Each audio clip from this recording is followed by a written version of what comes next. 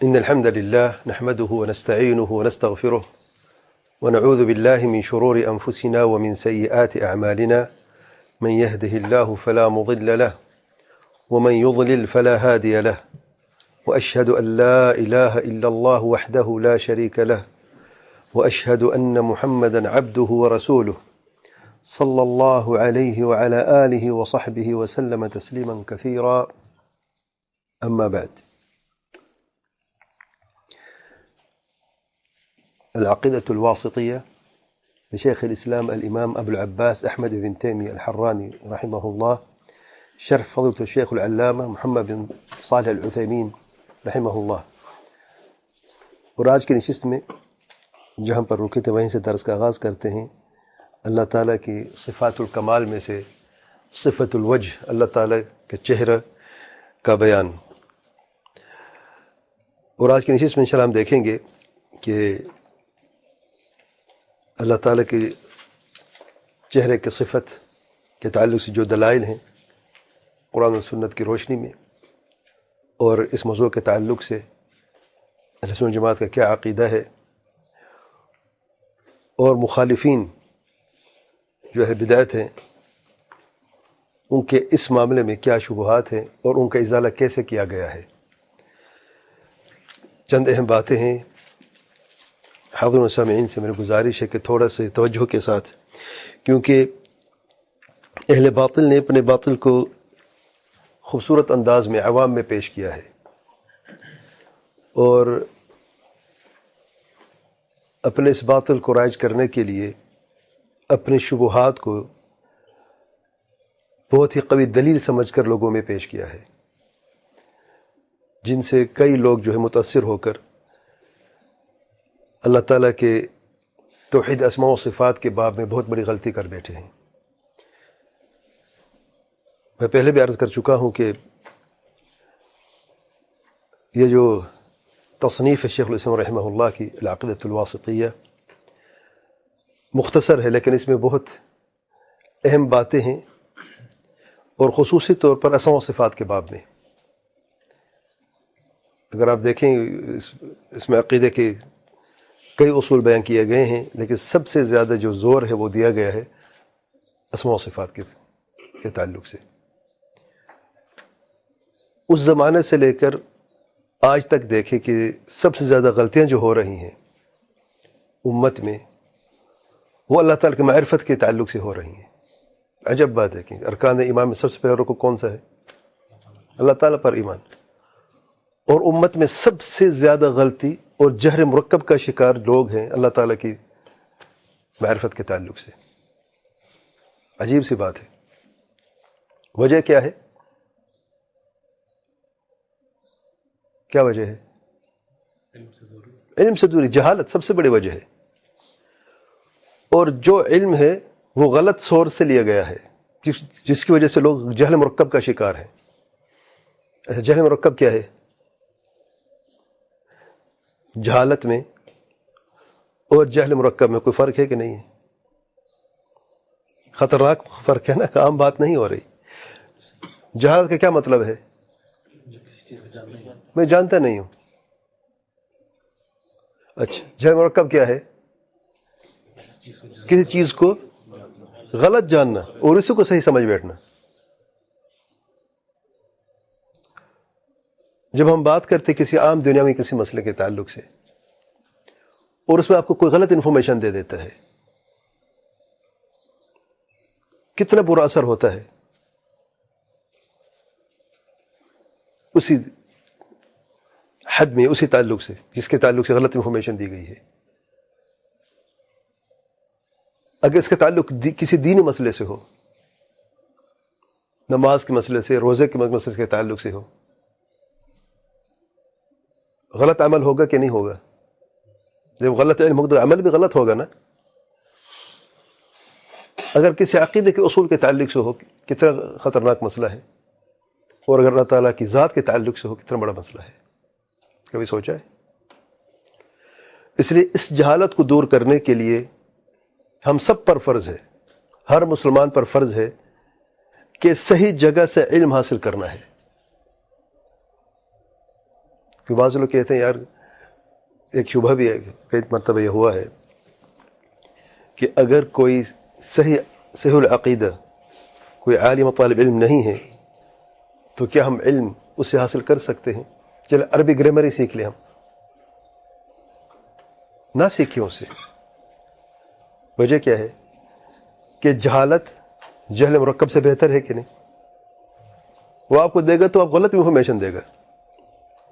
بعض علماء مثالیں دیتے ہیں، کہتے ہیں اگر وہ عربی گرامر پڑھاتے ہوئے اور مثال دے کہ اللہ تعالیٰ ہر جگہ موجود ہے، اس کا اعراب کرو، اور مثال یہ دے گا آپ کو، اس نے آپ کو عربی گرامر تو سکھا دیا ہے لیکن عقیدہ کو بگاڑ دیا ہے کہ نہیں؟ تو کیا ملا آپ کو؟ عربی کیوں سیکھنا چاہتے ہیں؟ قرآن مجید کو صحیح سمجھنے کے لیے سیکھنا چاہتے ہیں نا، اصل مقصد تو یہی ہے نا۔ جب غلط ہی معنی آپ نے لے لیا ہے، عربی گرامر تو آپ نے اپنی ٹھیک کر لی ہے لیکن بدعقیدگی کے ساتھ آپ نے لے لی ہے، تو ناکامی ہے کہ نہیں؟ اس لیے یہ قاعدہ ہمیشہ یاد رکھیں، اپنے عقیدہ کو درست کرنا ہے، اور خصوصی طور پر اللہ تعالیٰ کی معرفت جو ہے وہ صحیح بنیاد پر آپ نے حاصل کرنی ہے، اور صحیح بنیاد اور اساس کیا ہے؟ قرآن اور سنت ہے، بفہم سلف الصالح، سلف صالحین کی سمجھ کے مطابق۔ اور اسی تسلسل میں سے ایک یہ کڑی یہ ہے کہ شیخ الاسلام ابن تیمیہ رحمہ اللہ نے وہی راستہ اپنا ہے جو سلف کا راستہ ہے، اور اللہ تعالیٰ کی معرفت جو صحابہ کرام رضی اللہ عنہم اجمعین کو تھی، جو تابعین، اتباع التابعین، ومن تبعهم بإحسان إلى یوم الدین، یہ وہ علم ہے جو اللہ کے فضل و کرم سے محفوظ ہوا ہے، اور علماء نے اس تسلسل سے جاری رکھا ہے۔ ہمارے ذمہ کیا کام ہے کہ صحیح علم صحیح جگہ سے حاصل کریں اور اس پہ عمل کریں نا۔ کیا خیال ہے؟ کیا مشکل ہے؟ دیکھیں آج کل تو سوشل میڈیا کا اور نیٹ کا زمانہ ہے، اگر کوئی شخص کسی دنیا کے کسی کونے میں دور دراز علاقے میں بھی ہے نا، اب شاید اس کے پاس بھی عذر نہیں رہتا اگر وہ سوشل میڈیا استعمال کرتا ہے، انٹرنیٹ کا استعمال کرتا ہے، اور اس میں سب کچھ دیکھتا ہے، جو نہیں بھی دیکھنا چاہیے وہ بھی دیکھ لیتا ہے، اور وہ علم جو نہیں اسے ہونا چاہیے انفارمیشن وہ بھی حاصل کر لیتا ہے، تو اس کے پاس کیا عذر ہے جب وہ اللہ تک صحیح معرفت نہیں جانے گا۔ لا الہ الا اللہ کا صحیح مفہوم میں توحید اسماء و صفات بھی شامل ہے، اس کے پاس کیا عذر ہوگا کہ میں نہیں جانتا ہوں؟ تو میری عرض یہ ہے کہ علم سے جڑے رہیں، اور علم کی جو صحیح اساس ہے قرآن اور سنت اور صحابہ اور سلف کی سمجھ، یہ قید بہت لازمی ہے۔ اگر یہ قید نہیں ہے تو قرآن اور سنت کی تمام مسلمان بات کرتے ہیں، جتنے بھی گروہ موجود ہیں، اللہ تعالیٰ کے اسماء و صفات کے انکار کرنے والے بھی قرآن سنت ہی کی بات کرتے ہیں، لیکن اپنی فہم، اپنی سمجھ، اپنی مرضی کے مطابق۔ اور جو علماء حق میں بات کرتے ہیں قرآن اور سنت کی روشنی میں اور فہم السلف الصالحین کے فہم کے مطابق۔ تو آئیے دیکھتے ہیں اللہ تعالیٰ کے چہرے کی صفت کے تعلق سے چند اہم باتیں۔ سب سے پہلے شیخ الاسلام ابن تیمیہ رحمہ اللہ نے اس موضوع کے تعلق سے 2 آیتیں بطور دلیل پیش کی ہیں۔ تو میری گزارش یہ ہے کیونکہ مختصر بیان ہوا ہے، جو آیات ہم یاد کر سکتے ہیں، اور انشاءاللہ فنگر ٹپس پہ بھی یاد کریں گے، یہاں سے جتنے بھی ساتھی موجود ہیں اور حاضرین سامعین سے میری گزارش ہے کہ آپ دلائل یاد کر لیا کریں فوراً، پھر آپ کے پاس پورا ہفتہ پڑے اسے مزید یاد کرنے کے لیے۔ تو سب سے پہلی جو دلیل ہے سورۃ الرحمن کی آیت نمبر 27 میں اللہ تعالیٰ کا ارشاد ہے، وَيَبْقَ وَجْهُ رَبِّكَ ذُو الْجَلَالِ وَالْإِكْرَامِ۔ شیخ ابن تیمیہ رحمہ اللہ فرماتے ہیں یہ آیت جو ہے اس سے پہلی والی آیت پر معطوف ہے۔ اللہ تعالیٰ کا ارشاد ہے سورۃ الرحمن آیت نمبر 26 میں، كُلُّ مَنْ عَلَيْهَا فَانٍ وَيَبْقَ وَجْهُ رَبِّكَ ذُو الْجَلَالِ وَالْإِكْرَامِ. تو جب آپ نے یہ پڑھنا ہے کل من علیہا فان، تو اس کے ساتھ آپ نے اگلی آیت بھی لازمی پڑھنی ہے، وَيَبْقَ وَجْهُ رَبِّكَ ذُو الْجَلَالِ وَالْإِكْرَامِ، تاکہ مخلوق کا نقص اور خالق کا کمال واضح ہو جائے، اور یہ تقابل بھی واضح ہو جائے کہ تمام مخلوقات فنا ہو جائیں گی اور بقا جو اللہ تعالیٰ کے لیے ہمیشہ کے لیے. وَيَبْقَ وَجْهُ رَبِّكَ یعنی لا یفنا، کبھی فنا نہیں ہوگا. اور وجہ سے مراد چہرے کو کہتے ہیں، ترجمہ چہرہ ہے. چہرہ کیا ہے؟ معنی معلوم ہے، ہم سب جانتے ہیں چہرہ کسے کہتے ہیں، لیکن کیفیت مجہول ہے، کیفیت ہم نہیں جانتے کہ کیسا چہرہ ہے. جیسے کہ اللہ تعالیٰ کی تمام صفات ہیں، معنی معروف ہے، معلوم ہے، اور اس پر ہمارا ایمان ہے. اللہ تعالیٰ کا چہرہ ہے، ہمارا ایمان ہے کہ اللہ تعالیٰ کا چہرہ ہے، اور اس چہرہ کا وصف جو ہے وہ جلال والاکرام سے اللہ تعالیٰ نے بیان فرمایا ہے. عظمت، خوبصورتی اور عظیم نور جو ہے جلال والاکرام میں یہ معنی شامل ہیں. یہاں تک کہ اللہ تعالیٰ کے پیارے پیغمبر صلی اللہ علیہ وسلم نے فرمایا ہے حجابہ النور، اللہ تعالیٰ کا جو حجاب ہے وہ نور ہے، نور سے حجاب ہے. اگر اللہ تعالیٰ اس حجاب کے اس پردے کو ہٹا دے تو اللہ تعالیٰ کی چہرے کی جو نور ہے اور عظمت ہے وہ سب چیز کو جلا دے، جہاں تک اللہ تعالیٰ کی نگاہ جاتی ہے یا بصارت جاتی ہے. اور اللہ تعالیٰ کی بصارت جو ہے یا نگاہ جو وہ تمام مخلوقات کو شامل ہے، یعنی مخلوق میں سے کوئی چیز باقی نہ رہے. اسے مسلم کی حدیث ہے حجابہ النور لو کشفہ لأحرقت سبحات وجہہ ما انتہى الیہ بصرہ من خلقہ. شیخ عثیمین رحمہ اللہ فرماتے ہیں سبحات وجہ یعنی بہاؤہ وعظمتہ وجلالہ ونورہ، اور من انتهى إليه بصره من خلقه يعني ينتهي إلى كل شيء. فلو كشف هذا الحجاب حجاب النور عن وجهه لأحرقت كل شيء. اتنی عظمت ہے اللہ تعالیٰ کی چہرے کے نور کی. پھر شیخ صاحب فرماتے ہیں شیخ عثیمین رحمہ اللہ تعالیٰ کا چہرہ عظیم چہرہ ہے، اور مخلوقات میں سے کسی سے مماثلت ممکن ہی نہیں ہے.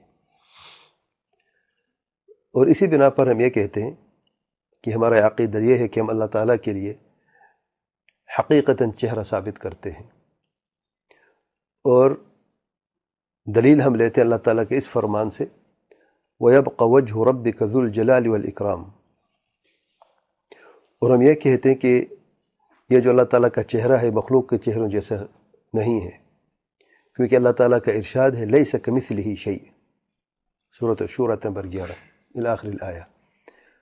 اور ہم کیفیت نہیں جانتے اس چہرے کی، کیونکہ اللہ تعالیٰ کا ارشاد ہے وَلَا يُحِيطُونَ بِهِ عِلْمًا، سورۃ طٰہٰ آیت نمبر 110 آیت کے آخر تک. یہاں پر دو چیزیں اہم ہیں. ایک تو اللہ تعالیٰ کے چہرے کو ثابت کرنا ہے. کیوں ثابت کرنا ہے؟ کیونکہ اللہ تعالیٰ نے فرمایا ہے وَيَبْقَ وَجْهُ رَبِّكَ ذُو الْجَلَالِ وَالْإِكْرَامِ، دلیل آ گئی ہے.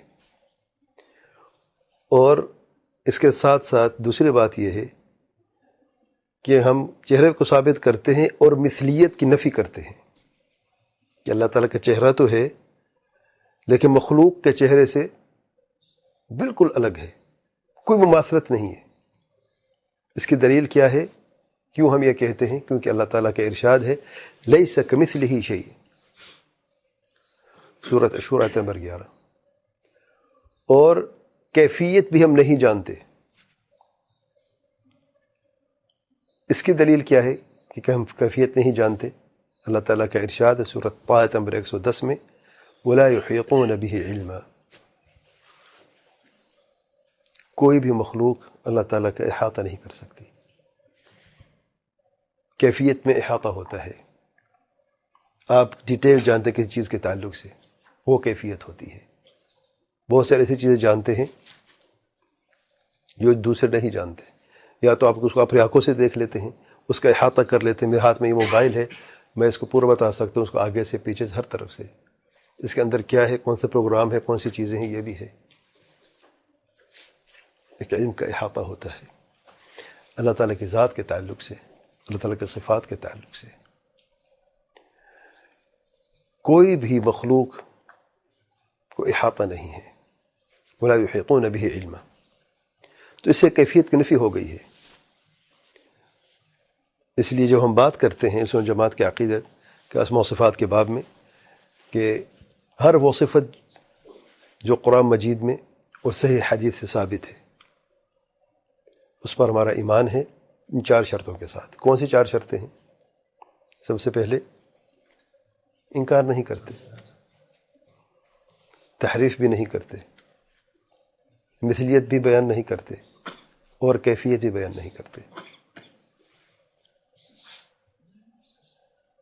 انکار نہیں کرتے، کیوں نہیں کرتے؟ کیونکہ ثبوت موجود ہے، انکار کیسے کریں؟ تحریف نہیں کرتے، کیوں نہیں کرتے؟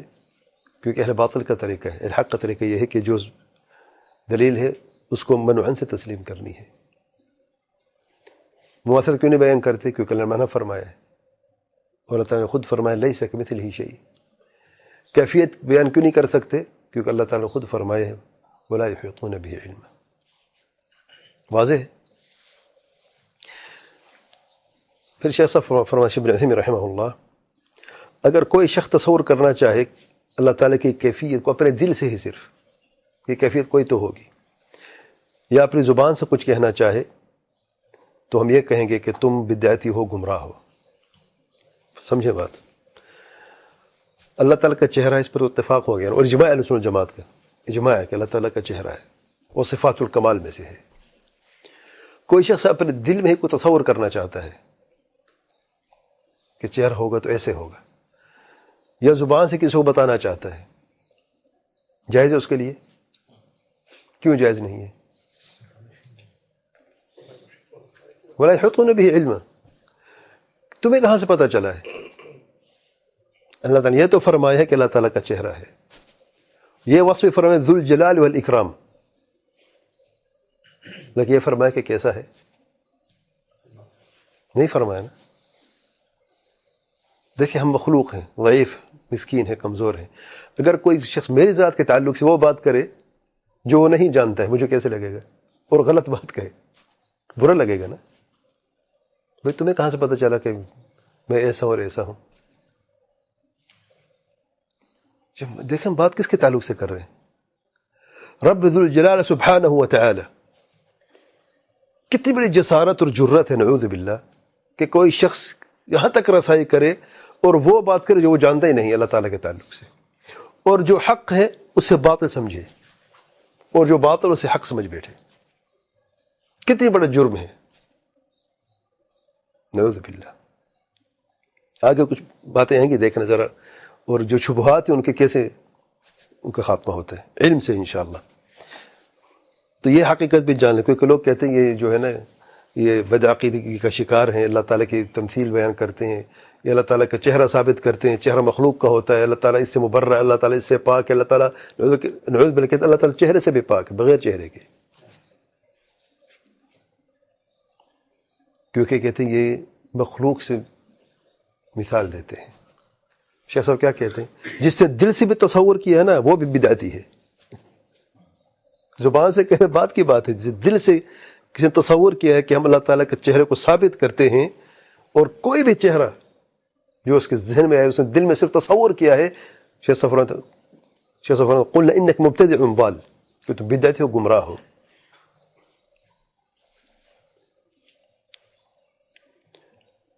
قالوا علی اللہ ما لا تعلم، تم وہ اللہ تعالیٰ کی تعلق سے بات کر رہے ہو جس کا تمہیں علم ہی نہیں ہے، اسے تم بدعتی ہو، گمراہ ہو۔ اور اللہ تعالیٰ ہمارے اوپر حرام کیا ہے کہ ہم اللہ تعالیٰ کے تعلق سے کوئی ایسی بات کریں جو ہم نہیں جانتے۔ دلیل اللہ تعالیٰ کے ارشاد سورۃ الاسراء نمبر 36 میں 36 میں قل انما حرم ربي الفواحش ما ظهر منها وما بطن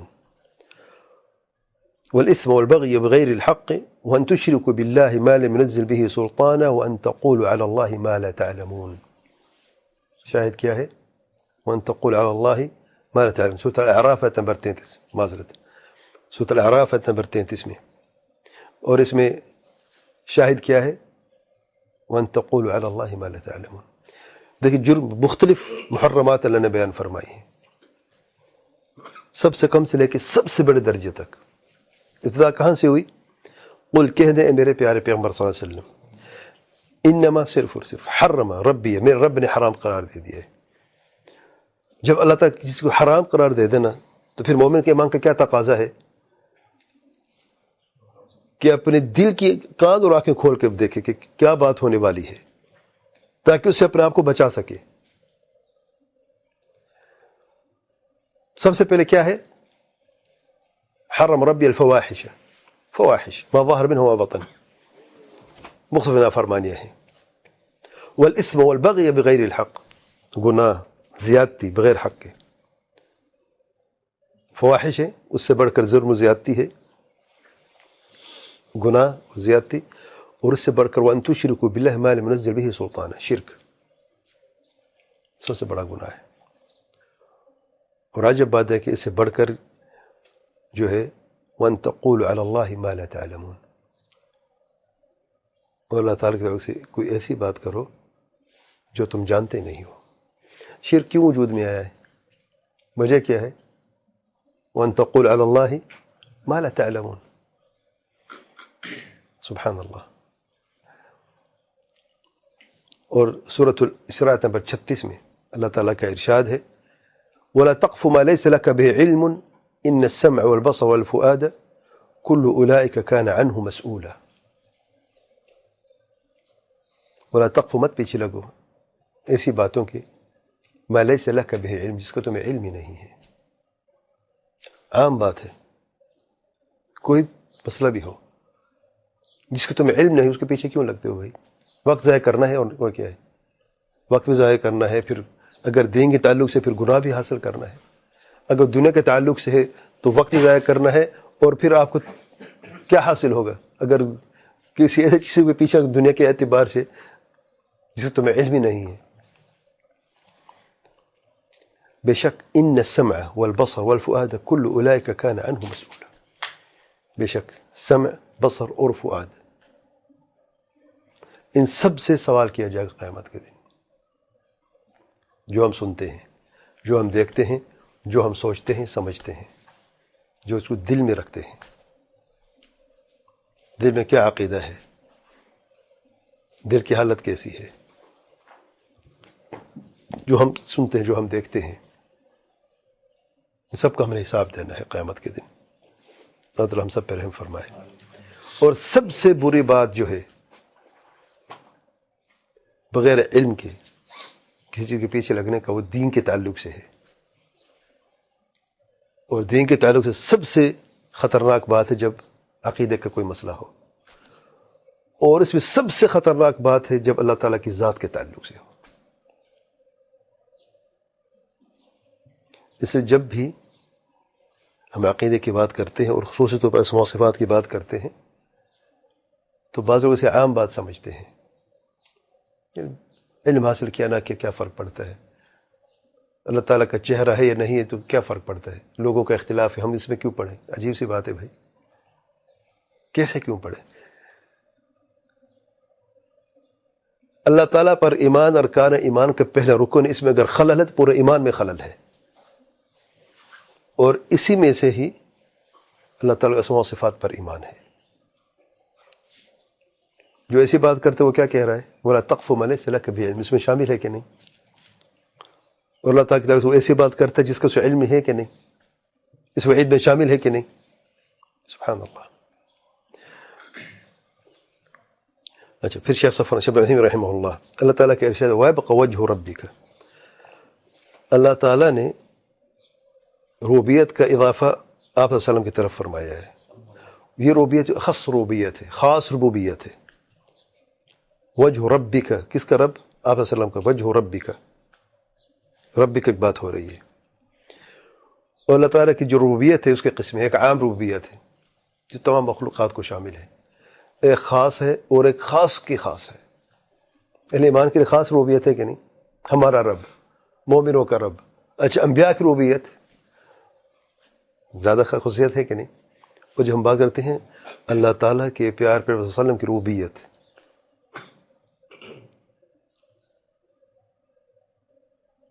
تو یہ سب سے بلند درجہ ہے اور سب سے زیادہ خصوصیت ہے اس ربوبیت کی. اچھا، ذو الجلال والاکرام، ذو جو ہے وَيَبْقَ وَجْهُ رَبِّكَ ذُو الْجَلَالِ وَالْإِكْرَامِ.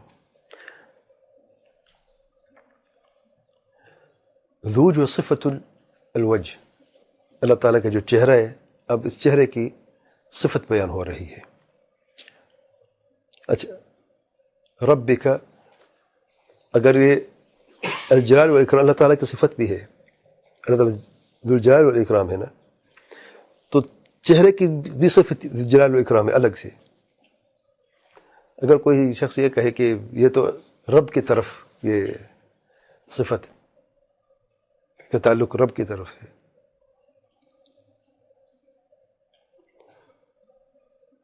تو اس لیے اگر رب کی طرف ہوتے تو کیا ہونا چاہیے؟ تو ذو کی جگہ ذی الجلال والاکرام. نہیں، ذی مجرور ہے اور ذو مرفوع ہے.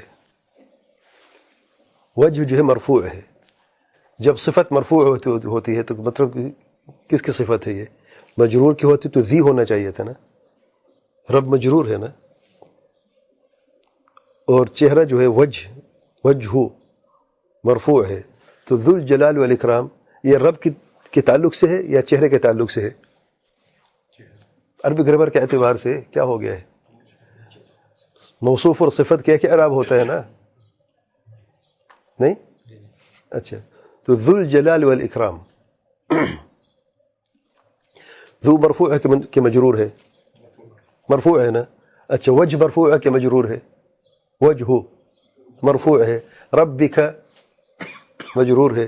اگر یہ رب کی صفت ہوتی تو ذی ہونا چاہیے تھا کہ ذو ہونا چاہیے تھا؟ ذی ہونا چاہیے تھا. تو ہے کیا؟ ذو ہے. تو اس مطلب ہے یہ کس کی صفت کا ذکر ہو رہا ہے؟ رب کی یا چہرے کی؟ چہرے کی. تو اعراب کے اعتبار سے چہرہ ہے.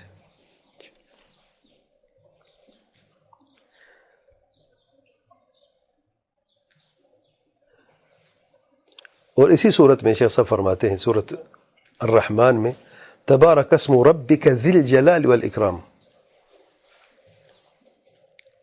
ہے نا؟ آخری آیت سورۃ الرحمن کی کیا ہے؟ تبارک اسم ربک، ذی ہے یا ذو ہے؟ ذی الجلال والاکرام. تو ذی کیوں ہے یہاں پہ؟ کس کی صفت ہے یہاں پہ؟ رب کی صفت ہے. تو رب کی صفت بھی اللہ تعالیٰ کے صفات میں الجلال والاکرام بھی ہے. اور چہرے کا الگ سے بیان فرمایا ہے. یعنی کیا معنی، کیا پیغام ہے؟ کہ اللہ تعالیٰ کا چہرہ بھی ہے اور چہرے کی یہ صفت بھی ہے، تاکہ کوئی اگر انکار کرنے والا بھی ہو نا تو صرف چہرے کا انکار نہیں ہو رہا بلکہ اس چہرے کی صفت کا بھی انکار ہو رہا ہے. اور صفت کا یہ فائدہ ہوتا ہے کہ معنی میں زیادہ مضبوطی ہوتی ہے. واضح ہے؟ سبحان اللہ. جلال کا معنی ہے العظمت والسلطان، والاکرام مصدر اکرمہ سے ہے. مکرم اور مکرم دونوں کے لیے درست ہے.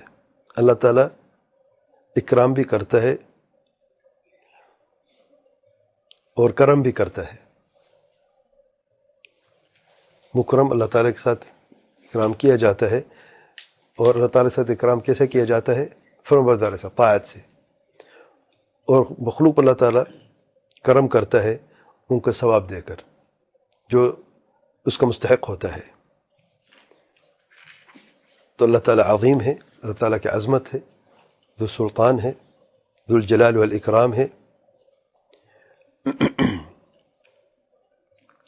اور اللہ تعالیٰ کے جب ہم کرم کی بات کرتے ہیں یا اکرام کی بات کرتے ہیں تو اس کا حق ادا کرنا چاہیے، کہ اللہ تعالیٰ کے قدر کرنی چاہیے، تعظیم کے حق ادا کرنا چاہیے. اور اس لیے نہیں کہ اللہ تعالیٰ کو اس کی حاجت ہے، بلکہ ہمیں اس کی ضرورت ہے تاکہ ہمیں بھی اس کا اجر اور ثواب ملے۔ یہ پہلی آیت ہے اور اس کے تعلق سے چند اہم باتیں۔ دوسری دلیل جو ہے اس تعلق سے، اللہ تعالیٰ کے چہرے صفت کے تعلق سے اللہ تعالیٰ کا ارشاد ہے کل شیء ہالک الا وجہہ الی آخر آیت سورۃ القصص آیت نمبر 88 کل شیء ہالک یعنی سب کچھ فنا ہو جائے گی، الا وجہہ مگر اللہ تعالیٰ کا چہرہ۔ اور کل شیء ہالک جو ہے بالکل وہی معنی ہے جو اللہ تعالیٰ نے سورۃ الرحمن میں بیان فرمایا، کل من علیہا فان۔ الفاظ مختلف معنی کی ہے، سب کچھ فنا ہو جائے گا۔ الا وجہہ بالکل ویسے جیسے کہ اللہ نے فرمایا سورۃ الرحمن میں وَيَبْقَ وَجْهُ رَبِّكَ ذُو الْجَلَالِ وَالْإِكْرَامِ، یعنی تمام مخلوقات سب کچھ فنا ہو جائے گا سوائے اللہ تعالیٰ کے، اللہ تعالیٰ کا چہرہ باقی رہے گا۔ اور اسی اللہ نے آگے فرمایا ہے لَهُ الْحُكْمُ وَإِلَيْهِ تُرْجَعُونَ، تو اللہ تعالیٰ کا حکم باقی ہے اور اسی حکم کی طرف لوگوں کو واپس لوٹنا پڑے گا۔ اور یہ بھی کہا گیا ہے کہ الا وجہہ سے مراد یہ ہے کہ اخلاص، ہر وہ چیز ختم ہو جائے گی مگر باقی صرف وہ چیز رہے گا، وہ عمل رہے گا، وہ چیز رہے گی جو اللہ تعالیٰ کے لیے خالصتاً کیا گیا ہے، کیونکہ آیت کے سیاق و سباق اسی پر دلالت کرتا ہے۔ اللہ تعالیٰ کا ارشاد ہے سورۃ القصص آیت نمبر 88 میں وَلَا تَدْعُ مَعَ اللَّهِ إِلَٰهًا آخَرَ لَا إِلَٰهَ إِلَّا هُوَ كُلُّ شَيْءٍ هَالِكٌ إِلَّا وَجْهَهُ إِلَى آخر آیہ۔ یعنی اللہ تعالیٰ کا ارشاد ہے کہ اللہ تعالیٰ کسی کو بھی مت پکارو، یہ نہ ہو یعنی کہ اسے شرک ہو جاتا ہے اور اس شرک کی وجہ سے عمل جو ہے وہ ختم ہو جاتا ہے، عمل کا خاتمہ ہو جاتا ہے اور ضائع ہو جاتا ہے۔ صرف وہ عمل باقی رہتا ہے جو اللہ تعالیٰ کے لیے خاص کیا جائے، وہی عمل باقی رہتا ہے اور اسی کا ثواب باقی رہتا ہے جو فنا نہیں ہوگا۔ لیکن جو پہلا معنی ہے شیخ صاحب فرماتے ہیں وہ زیادہ قوی ہے، اور اگر یہ بھی کہا جائے جیسے کہ بعض علماء یہ کہتے ہیں کہ اگر ایک سے زیادہ معنی ہو اور دونوں معنی صحیح ثابت ہو سکیں، ان میں کوئی تضاد نہ ہو تو دونوں معنی لیے جا سکتے ہیں، تو اس قاعدے کی بنیاد پر دونوں معنی لیے جا سکتے ہیں کہ اللہ تعالیٰ کا چہرہ حقیقتاً بھی ثابت ہوتا ہے اس آیت میں اور اخلاص بھی ثابت ہوتا ہے، دونوں معنی کی دلالت اس آیت میں موجود ہے۔ اور اللہ تعالیٰ کا جو چہرہ ہے صفت، یہ اللہ تعالیٰ کی صفت ذاتی خبری سے کہتے ہیں، صفات الذاتیۃ الخبریہ۔ اور دوسری قسم کی صفات جو صفات الذاتیہ کون سی؟ الفعلیہ، خبری اور فعلی صفت ذاتی۔ چند ایک علمی بات ہے، پھر میں سمجھاتا ہوں اصل بات کے، لیکن یہ الفاظ علمی ہیں تاکہ پتہ چلے کہ ان کا معنی کیا ہوتا ہے، آگے بھی بیان ہوں گے، پہلے بھی ہم بیان کر چکے ہیں۔ جب ہم کہتے ہیں کہ اللہ تعالیٰ علیم ہے،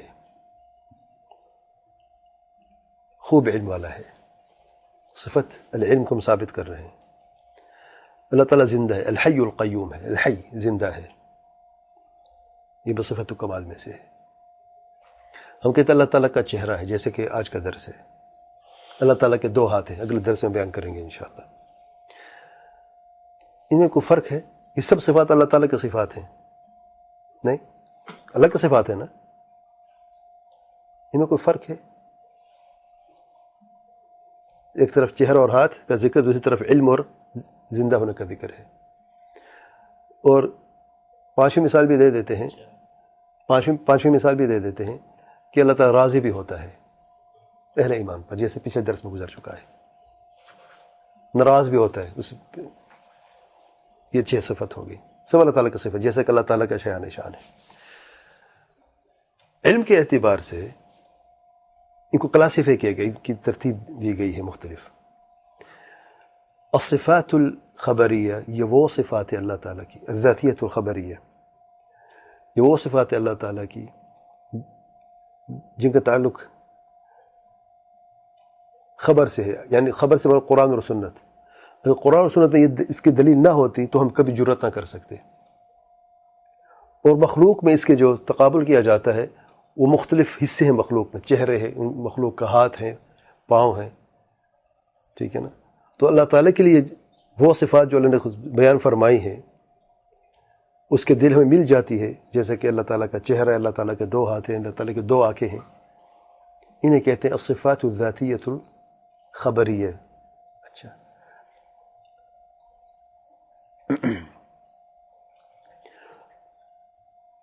اللہ تعالیٰ کا صفت ہے جو ہے زندہ, اللہ تعالیٰ زندہ, زندگی کی یا علم کی. یہ کون سی صفت ہے؟ الذاتیۃ المعنویہ. راضی ہونا, ناراض ہونا, ذاتیۃ فعلیہ. وہ صفات جو ہمیشہ جس سے اللہ تعالیٰ متصف ہے, جس کا چاہت سے اللہ تعالیٰ کی چاہت سے مشیت سے کوئی تعلق نہیں ہے, یہ صفات ذاتیہ ہیں. وہ صفات جن کا تعلق اللہ تعالیٰ کی مشیت سے ہے, جب اللہ تعالیٰ چاہتا ہے تو ہوتا ہے, یا نہیں چاہتا ہے تو نہیں ہوتا ہے. یہ صفات فعلیہ ہیں. وہ صفات جو معنی کے اعتبار سے ہوں, مخلوق میں ان کی کوئی ایسی مثال نہ ہو جیسے کہ مخلوق میں ہاتھ ہیں یا چہرہ ہے یا پاؤں مخلوق کے, صرف معنی کے اعتبار ہے. جیسے علم ہے, علم کا کوئی وجود نظر آتا ہے آپ کو مخلوق میں؟ ایک عالم کا علم نظر آتا ہے, اسے کوئی اپنی کوئی ہے زندگی نظر آتی ہے, اسے کوئی الگ سے وجود ہے. یہ معنوی صفات ہیں, ٹھیک ہے. اور وہ صفات جو مخلوق میں اجزاء و ابعاد جسے کہتے ہیں, جزء ہیں, حصے ہیں مختلف, جب اللہ تعالیٰ ایسی صفات اپنے لیے خاص ذکر فرماتا ہے تو یہ صفات ذاتیہ خبریہ اسے کہتے ہیں. واضح ہے؟ اچھا, خبری کیوں کہتے ہیں؟ کیونکہ خبر سے ہمیں پتہ چلا ہے. خبر کیا ہے؟ قرآن اور سنت ہے, وحی ہے, وہاں سے پتہ چلا ہے. اگر یہ آیت نہ ہوتی وَيَبْقَ وَجْهُ رَبِّكَ ذُو الْجَلَالِ وَالْإِكْرَامِ, اگر کوئی دلیل اللہ تعالیٰ کے چہرے کی نہ ہوتی تو ہم جرأت کر سکتے تھے کبھی کہ اللہ تعالیٰ کا چہرہ ہے؟ کسی کے لیے جائز ہوتا نہیں. جیسے کہ کسی کے لیے جائز نہیں ہے بغیر علم کے بات کرنا اور وہ چیز ثابت کرنا جو اللہ تعالیٰ نے خود بیان نہیں فرمائی بغیر دلیل کے, ویسے بھی یہ جرم ہے کہ اللہ تعالیٰ کی اس چیز کی نفی کرنے جو اللہ تعالیٰ نے خود ثابت کی ہے. کیا خیال ہے؟ یعنی بغیر دلیل کی, یہ بغیر علم کی بات کرنا نا, دونوں سے بغیر علم کی بات کرنے سے منع فرمائے, سخت وعید ہے. جیسے کہ ایک موجود چیز کو نفی کرنا یا غلط اس کے سے بات کرنا, تو دونوں برابر ہیں جرم میں, نعوذ باللہ. الغرض, تو اللہ تعالیٰ کا چہرہ جو ہے کون سا صفت ہے؟ ذاتیۃ خبریہ, پتہ چل گیا ہے. علم کون سی صفت ہے؟ ذاتیہ معنویہ. ارادہ ذاتیہ, ارادہ معنوی ہے, ارادہ نہیں ہے. اچھا, اللہ تعالیٰ کی محبت کرتا ہے کہ نہیں؟ یحب اللہ کون سی ہے؟ کیا ہو گیا یار؟ فعلیہ ہے, فعلی ہے. جب چاہتے محبت کرتا ہے تو چاہتا نہیں, اللہ تعالیٰ کرتا ہے. اچھا, پھر شیخ صاحب فرماتے ہیں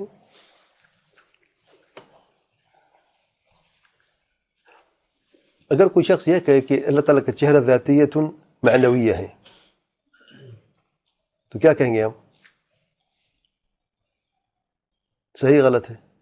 چہرہ اللہ تعالیٰ کا صفت ہے ذاتیہ معنویہ, صحیح غلط ہے؟ غلط ہے, غلط ہے نا, معنوی تو نہیں ہے. چہرہ تو چہرہ ہے یار. اچھا, اگر کوئی کہے کہ نہیں میں مانتا تو ہوں لیکن میں خبر ہی نہیں مانتا, میں معنوی مانتا ہوں, کیا اس کا عقیدہ ٹھیک ہے؟ غلط عقیدہ ہے نا. کیوں جانتے ہیں؟ وہ نفی کر رہا ہے نا, اصل میں حقیقت کی نفی کر رہا ہے نا. یعنی کہ ایک شخص کہتا ہے میں چہرہ مانتا ہی نہیں ہوں, غلط ہے, غلط. سیدھا کہتے ہیں کہ میں مانتا تو ہوں لیکن معنی کے اعتبار سے مانتا ہوں, معنوی صفت ہے, خبری صفت نہیں مانتا میں تمہاری. نفی کر رہا ہے کہ نہیں کر رہا؟ حقیقت صفت کو نہیں مان رہا وہ. یعنی اگر صفت ہوگی تو معنی ہوگا صرف, حقیقت نہیں ہے. خبر کی نفی ہو رہی ہے نا. اصل خبر کیا ہے؟ خبر کہ حقیقتاً اللہ کا چہرہ ہے, خبر یہی خبر ہے نا. جب وہ خبر کی نفی کر رہا ہے اور وہ کہتے ہیں معنی کے اعتبار سے میں جانتا ہوں, تو شیخ صاحب فرماتے ہیں شیخ رحمہ اللہ وَلَوْ قُلْنَا بِذَلِكَ لَكُنَّا نُوَافِقُ مَنْ تَأْوَلَهُ تَحْرِيفًا, جس تأویل کی ہے اور تحریف کر بیٹھا ہے تو اس کی موافقت ہو جاتی ہے. اور ہم یہ بھی نہیں کہتے اللہ تعالیٰ کا کوئی حصہ ہے، نعوذ باللہ، کیونکہ اللہ تعالیٰ کے لیے یہ نقص ثابت ہوتا ہے۔ اور اہل بدعت اہل تحریف نے اللہ تعالیٰ کے صفت چہرہ جو وہ کہتے ہیں، اللہ کا چہرہ تو مانتے ہیں، چہرے سے مراد ثواب ہے۔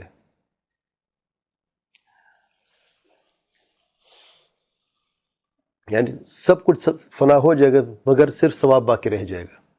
کل من علیہ فان ویبقى وجہ ربک ذو الجلال والاکرام، کہ سب کو فنا ہو جائے گا اور باقی ثواب رہ جائے گا۔ یعنی عجیب بات ہے کہ جیسا فرماتے ہیں اللہ کی صفت و کمال ہے، اللہ کا چہرہ جو ہے، ان لوگوں نے اس اللہ کے اس صفت چہرے کو جو ہے مخلوق سے تفسیر کر دی ہے، معنی بیان کیا ہے، جو اللہ تعالیٰ سے بالکل الگ ہے، جدا ہے، اور عدم یا وجود کے بھی بیچ میں رہتا ہے۔ ثواب کیا ہے؟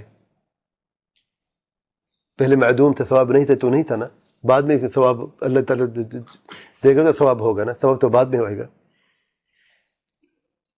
اور اللہ تعالیٰ اگر وعدہ نہ کرتا اس کو باقی رہنے کو، وہ باقی بھی نہ رہتا۔ تو کیسے ممکن ہے کہ کوئی شخص یہ کہہ سکے؟ ایک جرت ہے کہ عجیب سی بات ہے، کہتے ہیں وَيَبْقَى وَجْهُ رَبِّكَ ذُو الْجَلَالِ وَالْإِكْرَامِ، یعنی باقی رہے گا صرف اجر و ثواب۔ پھر کیسا فرماتے ہیں تمہارے یہ قول مردود ہے، یعنی غلط ہے۔ وجوہات: پہلی وجہ مخالف لظاہر اللفظ، جو ظاہر لفظ ہے اس کی مخالفت ہے، اور جو ظاہر لفظ ہے وہ کیا ہے؟ وجہ، اور ہم جانتے ہیں عربی وجہ کسے کہتے ہیں؟ چہرے کو کہتے ہیں، اور وجہ اور چہرے میں زمین آسمان کا فرق ہے۔ اگر اللہ تعالیٰ ثواب ہی یعنی بیان فرمانا ہوتا تو ثواب کا لفظ ہوتا، وجہ کا لفظ کیوں ہے؟ پہلی بات ہے کہ لفظ دونوں مختلف ہیں، اور جو تمہارا یہ کہنا کہ اس سے مراد اجر و ثواب ہے تو یہ مخالف لظاہر اللفظ، اس کی مخالفت ہے۔ دوسری وجہ تو تمہارے قول مردود ہے، ان مخالف اجماع السلف، سلف کے اجماع کی مخالفت ہو رہی ہے۔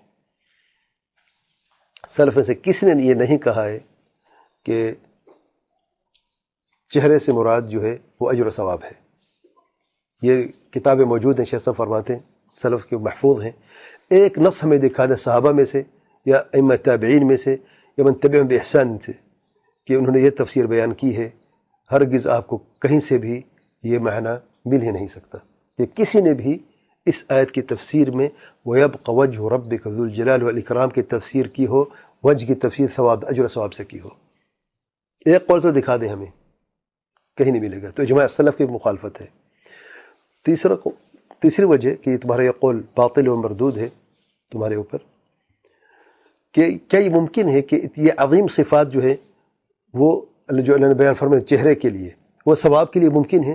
ذو الجلال والاکرام، کیا خیال ہے؟ ثواب ذو الجلال ہے، ثواب ذو الاکرام ہے، کہہ سکتا ہے؟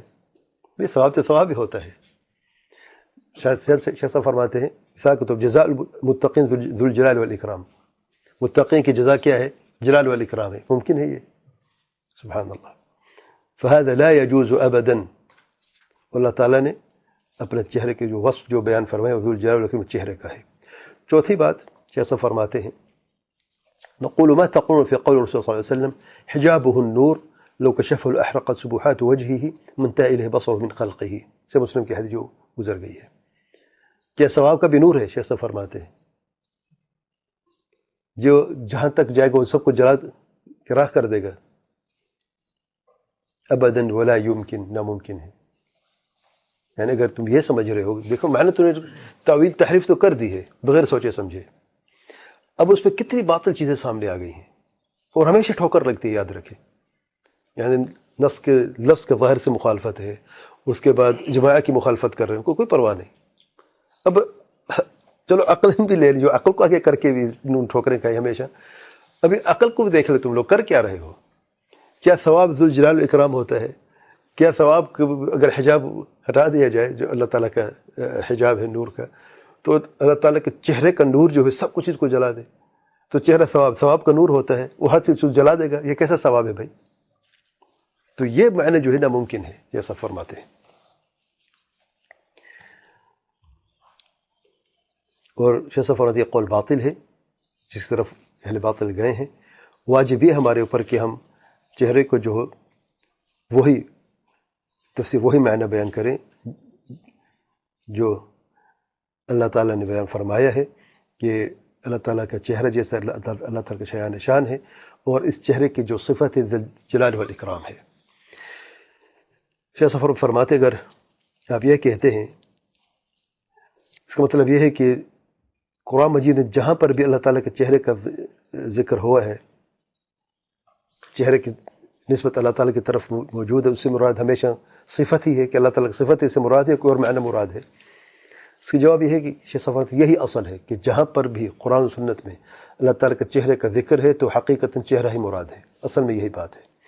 جیسا کہ اللہ تعالیٰ کا ارشاد ہے سورۃ الانعام آیت نمبر 52 میں 52 میں، وَلَا تَطْرُدِ الَّذِينَ يَدْعُونَ رَبَّهُمْ بِالْغَدَاةِ وَالْعَشِيِّ يُرِيدُونَ وَجْهَهُ، اور سورۃ اللیل آیت نمبر 19 تا 21 میں اللہ تعالیٰ کا ارشاد ہے وَمَا لِأَحَدٍ عِنْدَهُ مِن نِعْمَةٍ تُجْزَى إِلَّا ابْتِغَاءَ وَجْهِ رَبِّهِ الْأَعْلَى وَلَسَوْفَ يَرْضَى، وما اشبہ من الآیات، اور اس جیسے باقی آیات جو جس میں اللہ تعالیٰ کے چہرے کا ذکر ہے، ان تمام آیات میں اصل مراد چہرے سے مراد کہ اللہ تعالیٰ کا صفت ہے حقیقتاً جو ہے، جیسے کہ اللہ تعالیٰ کا شان شان ہے۔ لیکن ایک جگہ پر مفسرین کا اختلاف ہے۔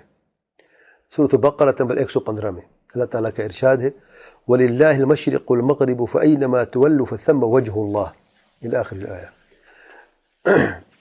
سورة بقرہ آیت نمبر 115، فَأَيْنَمَا تُوَلُّوا يعني إلى أي مكان تولوا وجوهكم عند الصلاة، جہاں تب چہرہ کرو، فثم یعنی اسی جگہ پر وجہ اللہ تعالیٰ کا چہرہ ہے۔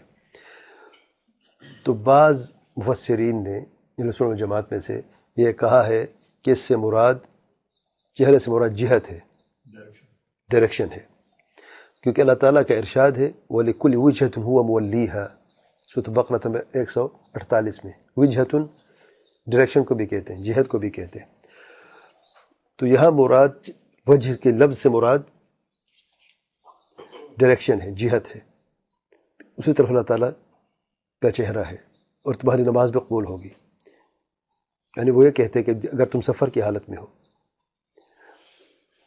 یہ آیت جو ہے نازل ہوئی ہے، مفسرین کہتے ہیں کہ سفر کی حالت میں اگر انسان کوئی نفل نماز پڑھے تو جس طرف چہرہ کرے کوئی حرج نہیں ہے، کیونکہ نفل نماز آپ پتہ ہے کہ سواری پر بھی سوار ہو کر آپ پڑھ سکتے ہیں، اور اس زمانے میں یعنی آپ صلی گدھے پہ سوار ہوتے تھے یا اونٹ پہ سوار ہوتے تھے تو نفل نماز پڑھتے تھے، اور پتہ ہے جب انسان سفر میں ہوتے یا کسی سواری پہ ہوتا ہے تو ڈائریکشن چینج ہو جاتی ہے، جہت قبلے کے رخ بھی تبدیل ہو جاتا ہے، تو نماز مکمل کریں۔ اگر فرض نماز تو نماز باطل ہو جاتی ہے، فرض نماز کے لیے شرط ہے کہ شروع سے لے کے آخر تک قبلے کی طرف رخ ہو، لیکن نفل نماز کے لیے اگر قبلے کا رخ بدل بھی جائے، تبدیل بھی ہو جائے تو نماز صحیح ہے۔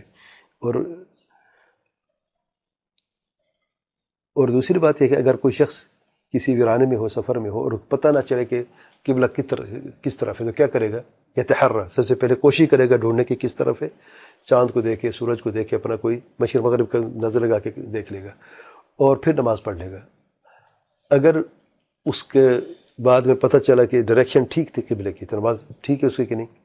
ٹھیک ہے۔ اگر پتہ چلے بعد میں کہ غلط تھی اور قبلہ بالکل اپوزٹ سائڈ پہ تھا، نماز ہوگی کہ نہیں؟ تب بھی نماز ہوگی۔ فثم وجہ اللہ، ٹھیک ہے نا، یہ دلیل ہے۔ اور شیخ صاحب فرماتے ہیں، شیخ ابن عثیمین رحمہ اللہ، اس آیت میں بھی جو صحیح قول ہے کہ چہرہ ہی مراد ہے، کہ جس طرف اپنا تم رخ کرتے ہو تو اللہ تعالیٰ کا چہرہ وہیں پر ہے، کہ اللہ تعالیٰ ہر چیز کو محیط ہے۔ اور صحیح حدیث میں آیا ہے، صحیح بخاری مسلم کی حدیث میں، متفق علیہ حدیث میں، کہ جب نمازی نماز پڑھتا ہے تو اللہ تعالیٰ اس کے چہرے کے سامنے ہوتا ہے، اور اس لیے منع فرمایا اللہ تعالیٰ کے پیارے پیغمبر صلی اللہ علیہ وسلم نے کہ کوئی شخص قبلے کی طرف رخ کر کے نہ تھوکے، تھوکنے سے منع فرمایا ہے۔ اور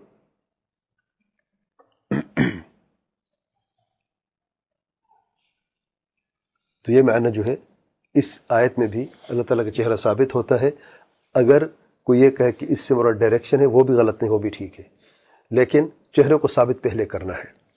اچھا، اس آیت کو لے کے بعض لوگوں نے کہا دیکھے تو سلف سے بھی یہ ثابت ہے کہ چہرے کو ڈائریکشن سے تفسیر دی گئی ہے، تو تم کیسے کہتے ہو کہ چہرہ ہے؟ ہم بھی تو یہی کہتے ہیں کہ ڈائریکشن ہے۔ اگر کوئی اشعری ماتوریدی یا اہل تعطیل میں سے کوئی شخص یہ کہے کہ چہرے سے مراد اللہ تعالیٰ کے چہرے سے مراد ڈائریکشن ہے، جہت ہے، وہ دلیل یہ پیش کرتا ہے، اور تفسیر بھی کثیر کہیں سے تفسیر آپ کو دکھا بھی دیتا ہے، کہ ان کی دلیل بنتی ہے کیا کہ چہرے سے مراد ڈائریکشن ہے؟ کیا خیال ہے؟ نہیں بنتی۔ وہ آپ کو دکھا تو رہے، تفسیر دلیل دکھا رہا ہے۔ الٹا چل رہا ہے۔ کیسے الٹا چل رہا ہے؟ وہ تشبیہ دے رہے ہیں چہرے کی طرف۔ نہیں، وہ کہتے دیکھیں ثبوت ہمارے پاس کہ سلف نے خود یہ لکھا ہے کہ چہرہ ڈائریکشن کو کہتے ہیں، ہم ڈائریکشن کا معنی لیتے ہیں، یہ ثبوت ہے ہمارے پاس۔ جی تو کہتے جب یہاں پر چہرہ ہے تو وہاں پر بھی یہی ہے معنی ہے۔ عام تو چہرہ ہے، ایکسیپشن ہے۔ ہمارے ان کے بیچ میں کوئی فرق ہے کہ نہیں؟ کیا فرق ہے؟ بنیادی فرق کیا ہے؟ ہم ڈائریکشن کو مانتے ہیں بعد میں، پہلے چہرہ ثابت کرتے ہیں۔ تم چہرے کی نفی کر کے ڈائریکشن کو مان رہے ہو، واضح ہے کہ نہیں؟ کہ تم بھی پہلے چہرے کو ثابت کرو، مانو، پھر ڈائریکشن کی بات کرو نا۔ ہم آپ کے ساتھ ہیں، کوئی مسئلہ نہیں ہے، لیکن تمہارا عقیدہ یہ ہے کہ چہرے کا اللہ تعالیٰ کا چہرہ ہے ہی نہیں، اس کی نفی کر دیتے ہو، پھر ڈائریکشن کی بات کرتے ہو، اور ہم بھی کہتے ہو کہ اس معنی کو مان لیں اور باقی جو صحیح معنی اسے چھوڑ دیں۔ یہ تحریف ہے، واضح ہے فرق۔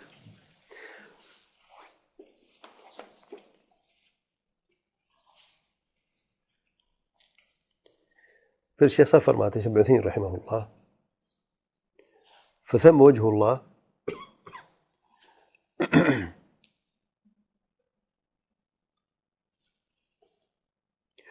شیخ فرماتا ہے کہ اس میں دونوں معنی میں کوئی نفی نہیں ہے، کہ اللہ تعالیٰ کا چہرہ بھی ثابت ہوتا ہے، ڈائریکشن بھی ثابت ہوتی ہے اس آیت میں۔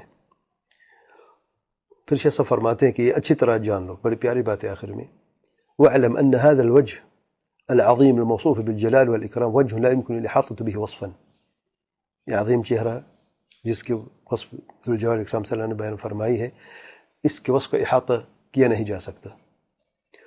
ولا يمكن الاحاطة به تصورا، نہ وصفا نہ تصور، احاطہ نہیں کیا جا سکتا،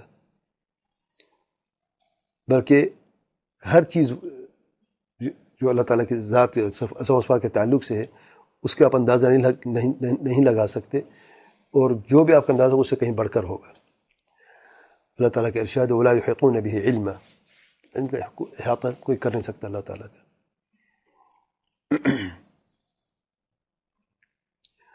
اور پھر آخر میں شیخ صاحب فرماتے ہیں فَإِنْ قِيلَ مَا الْمُرَادُ بِالْوَجْهِ فِي قَوْلِهِ كُلُّ شَيْءٍ هَالِكٌ إِلَّا وَجْهَهُ، سورۃ القصص نمبر 88 میں۔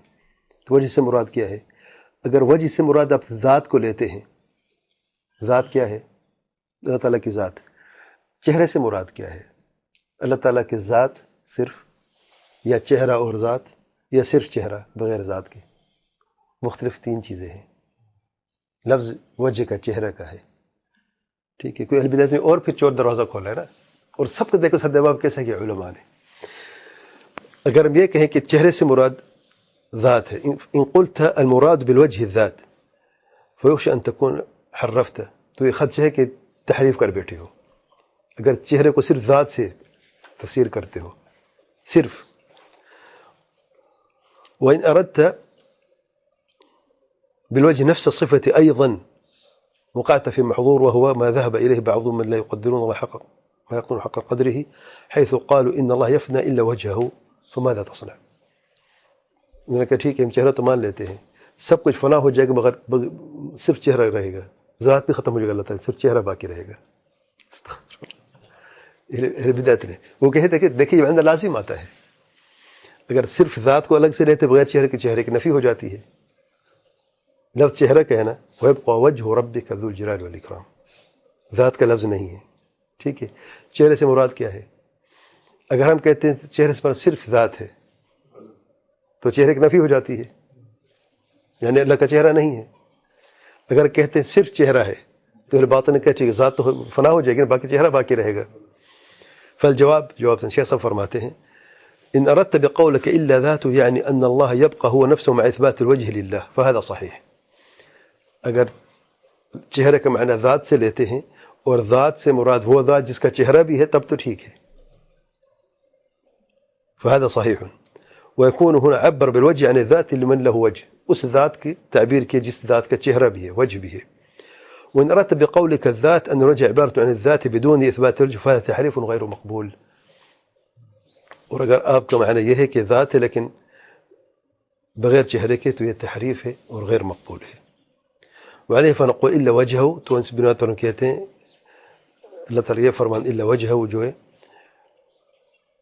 أي إلا ذات المتصفة بالوجه، سوى اللہ تعالیٰ کے ذات کی جس کی صفت جو ہے چہرے سے متصف ہے. وهذا ليس فيه شيء، اس میں کوئی مسئلہ نہیں ہے. لأن الفرق بين هذا وهذا، لأن الفرق بين هذا وبين قول أهل التحريف أن هؤلاء يقولون المراد بوجه الذات ولا وجه له، کہ اس قول کا جو ہم نے 6 صفحے کے بیان کیا اور اہل بدعت کا جو قول اہل التحریف کا، یہ فرق ہے کہ وہ ذات کو لیتے بغیر چہرے کی، چہرے کی نفی کرتے ہیں نا، اور اس آیت میں کہتے ہیں اس سے مراد ذات ہے. اور ہم یہ کہتے ہیں کہ وہ ذات جس کا چہرہ بھی ثابت ہے، اور اس لیے چہرے کی تعبیر ہم ذات سے کرتے ہیں، اور دونوں میں زمین آسمان کا فرق ہے. واضح ہے؟ تو یہ معنی ہے. اور اس سے الحمدللہ یہ اب مختصر سے چند اہم باتیں ہیں. اللہ تعالیٰ کی صفت چہرے کی جو پیارا صفت ہے، صفت الکمال ہے، اس کا بیان کیا ہے.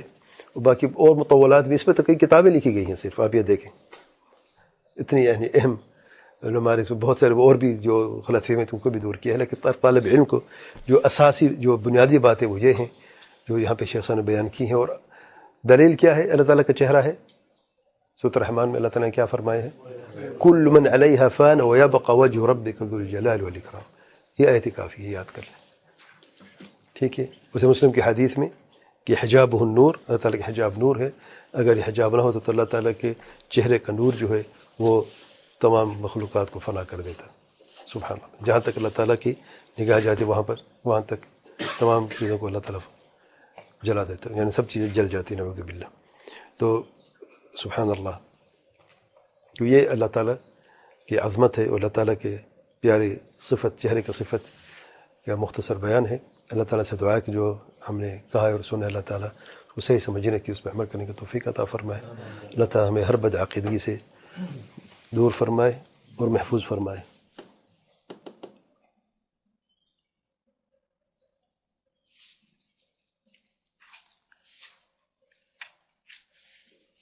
ایک سوال ہے، کہتے ہیں فإن اللہ حرم علی النار من قال لا الہ الا اللہ یبتغی بذلک وجہ اللہ، متفق علیہ. یہاں پر وجہ سے کیا مراد ہے؟ اسلام جماعت کا کیا عقیدہ ہے؟ وجہ سے کیا مراد ہے؟ دیکھیں اخلاص بھی ہے، لیکن اخلاص سے پہلے چہرہ ثابت کرنا ہے کہ نہیں. یہ قاعدہ ہمیشہ یاد رکھیں، جہاں پر بھی جس قرآن اور سنت میں، جس دلیل میں، جس نص میں بھی اللہ تعالیٰ کے چہرے کا ذکر ہے، پہلے اللہ تعالیٰ کے چہرے کی صفت کو ثابت کرنا ہے. اور پھر اگر اور معنی بھی نکلتا ہے، اخلاص کا معنی جو بھی ہے اس کو بھی ہم مانتے ہیں. لیکن اصل بات یہ ہے کہ سب سے پہلے جو بنیادی بات ہے کہ اللہ تعالیٰ کا چہرہ ہے، جیسے اللہ تعالیٰ کا شایان نشان ہے، جو چہرے کے جو مخلوق کے چہرے سے بالکل مماثلت ہرگز ہو ہی نہیں سکتی، جس کی ہم کیفیت جانتے نہیں ہیں. ہم انکار بھی نہیں کرتے، ہم تحریف بھی نہیں کرتے، من و عن سے ہم تسلیم کرتے ہیں جو اللہ نے بیان فرمایا ہے. اور اس حدیث میں ہم چہرے کو پہلے ثابت کرتے ہیں، اور پھر جو اس کا معنی ہے اخلاص کا، اسے بھی ہم ثابت کرتے اور مانتے ہیں. واللہ اعلم. سبحانک اللہم وبحمدک، اشہد ان لا الہ الا انت، استغفرک واتوب الیک. ڈاکٹر آپ بتا رہے تھے کہ جو لوگ خبری کو معنی بھی کہتے ہیں، یہ اہل مفوضہ کا وہ ہے عقیدہ؟ مفوضہ کہتے ہیں معنی جانتے نہیں. ہم مفوضہ وہ لوگ ہیں جو تفویض سے کام لیتے ہیں. کہتے ہیں جن آیات میں اور احادیث میں اللہ تعالیٰ کے اسماء و صفات کا ذکر ہے وہ سب بے معنی ہیں. معنی کو تو مانتے نہیں، کہتے اللہ بہتر جانتا ہے. الرحمن الرحیم کا کیا معنی ہے؟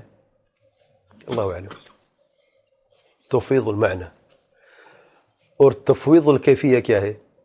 الرحمن الرحیم تو ہم جانتے ہیں کیا معنی ہے اور ثابت بھی کر اللہ تعالیٰ کے لیے، لیکن کیسا رحمت کیسے کرتا ہے؟ اللہ اعلم. یہ تفویض الکیفیہ ہے. رسول جماعت تفویض الکیفیہ کرتے ہیں، تفویض المعنی نہیں کرتے. اہل بدعت تفویض المعنی کرتے ہیں. واضح ہے. وہ منصور ماتوریدی کی کتاب ہے کتاب التوحید. وہ منصور ماتوریدی کی کتاب ہے کتاب التوحید کے نام سے.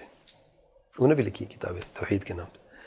اس میں لکھتے ہیں کہ جن آیات میں اللہ تعالیٰ کے اسماء و صفات کا ذکر ہے تو یا تو تعویل سے کام لو اور یا معنی کے تفویض کر دو اور کہو اللہ اعلم. جیسا کہ قرآن مجید میں حروف مقطع ہیں الف لام میم، کیا معنی ہے؟ معنی کے تفویض اللہ اعلم کہتے ہیں. سبحان اللہ، دیکھیں کتنی خطرناک بات ہے. اللہ تعالیٰ کے اسماء و صفات اگر دیکھیں قرآن مجید میں تقریباً 2/3 میں اللہ تعالیٰ کے اسماء و صفات کا ذکر ہے، آدھے قرآن سے زیادہ.